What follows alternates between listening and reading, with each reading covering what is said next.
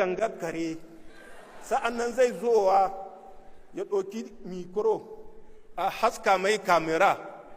Sojawan ƙasanmu ba su zuwa inda ya kamata su tai, kai kasa inda ya kamata a tai don mi baka tai, kai ba ɗan ƙasa ba ne.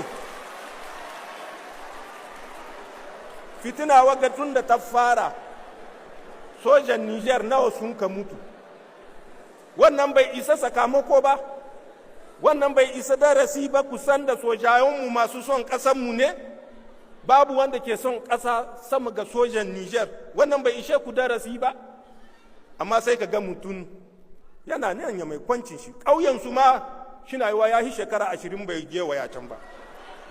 Tun kan tashin hankali ma ya fara, akwai waɗanda an aihe su sun aihaha ba su san ƙasarsu ba, ba su san garinsu ba, ba su san gidansu ba can na gado.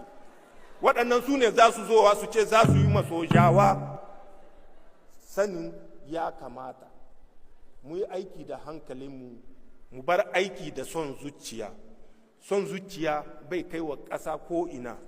Shi mun ka yi shekara 100 da wani abu, ina mun ka tahi kullum gidan jiya gona wa. To ya kamata mu yi mu kanmu hankali, gidan jiyan nan ya zamanto gona alheri, gona ci gaba da raida Allah. Mu ci gaba da roƙon Allah, tunda mun san aljannun da mun kamara inda a zo ne a ɗauki makamai sun yi ƙarhinmu. Amma mu kuma karnanmu ba kuya-kuyu ne ba, kun san kuyu ko? To ko ba su komi, suna kama zomo, suna kama kai, zaki ma kama su kai. Sojanmu Nijar zaki ma ba su bari kama za su. Amma kan su kama zaki, sai 'yan ƙasa duka sun zan zakoki ba kuraye ba. Mu ceci ƙasanmu Nijar da ya kamata mu ceta, Allah ya kama muna mu ceci ƙasanmu Nijar ta zamanto bisa hanya ta ci gaba, ta daraja, ta ɗaukaka, ta wadata cikin kwanciya hankali.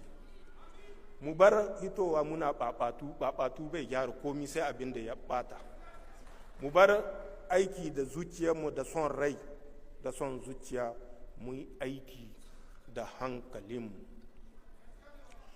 Da mi hila hala lady non, da mi hi hala lady non, hana hali sire amnon, na hala wuro amnon, na hala hoggo amnon, na hala fu